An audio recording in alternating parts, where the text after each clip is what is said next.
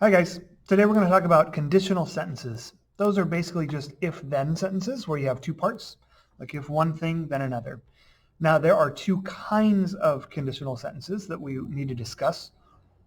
There are ones that are a real possibility and ones that are more hypothetical or contrary to reality. So let's talk about the real possibility ones first. Basically, the real possibility ones, those are things that can happen. Like you legitimately think this is a real possibility, this is reality, this can happen. Okay, so the structure of those is going to be if, present indicative, then future. Like if you go to the store, you will see food. Now I'm implying that it is a real possibility that you do go to the store. There's no doubt or weirdness or uncertainty there. It's not like a hypothetical situation, but like, hey, if you walk to the store, you will see food. Si vas a la tienda, verás comida. Another example would be, if we eat, then we won't be hungry. Now, there's a real possibility of us eating. It's not like a hypothetical situation, but just like, hey, there's food right there. If we eat it, then we won't be hungry. Si comemos, no tendremos hambre.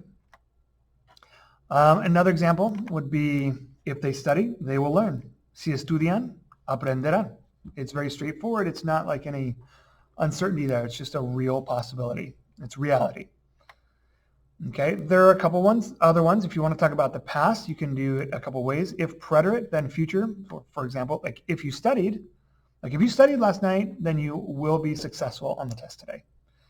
Okay, si estudiaste, tendrás éxito. Like I'm implying that you may have actually studied. Okay. Another example would be like if they ate, then they will not be hungry. Like in the past, if they ate, as of right now, then they will not be hungry. Si comieron, no tendrán hambre.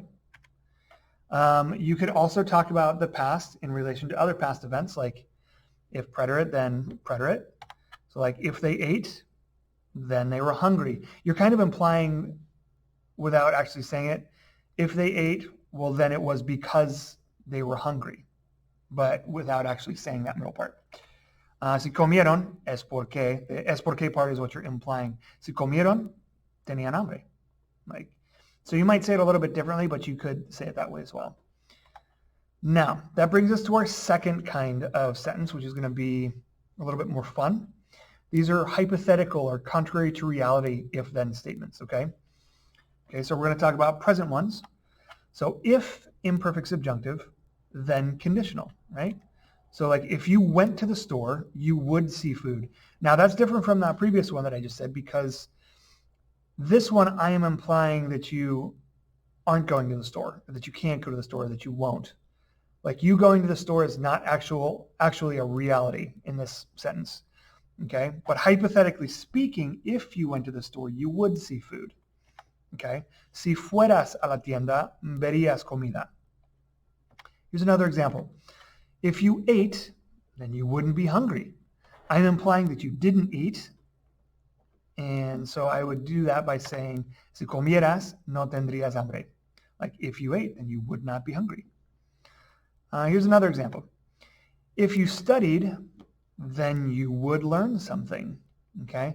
I'm implying with the sentence that you don't study, that you haven't studied anything, and you're not going to, and whatever.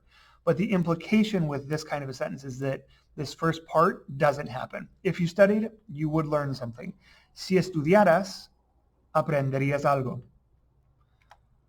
Now, if you want to talk about the past with your conditional sentence, then you would need to use perfect tenses, okay?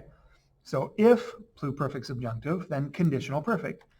If you had gone to the store, you would have seen food, okay? Si hubieras ido a la tienda, habrías visto la comida, okay? Here's another example for you. If you had eaten, you would not have been hungry. See how this sentence and the one just before it, we're talking about the past. The ones before it, we're talking about present. Keep that in mind. So if you had eaten, you would not have been hungry.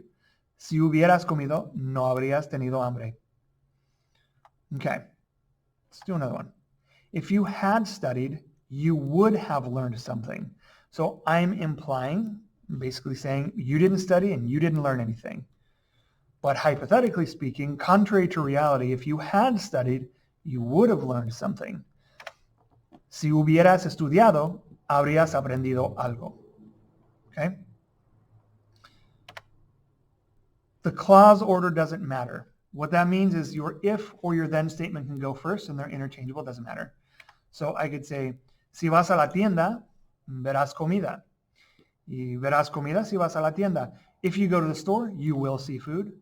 You will see food if you go to the store. Notice that when you put the if clause first, you need a comma after it. However, if you have the if clause second, you don't need a comma. So here's the recap. Sequence of tenses, like which tenses go together, just to remind you. So if indicative, if you have present indicative, present perfect, then you're going to do present indicative or future. Those are real conditions. Okay.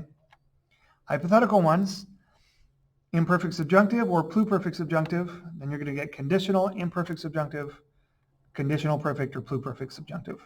Again, just rewind the video a little bit and this will all be explained again. All right, so those are your conditional sentences. Try and use them. There is an activity down at the bottom of the website. You can practice those. And good luck.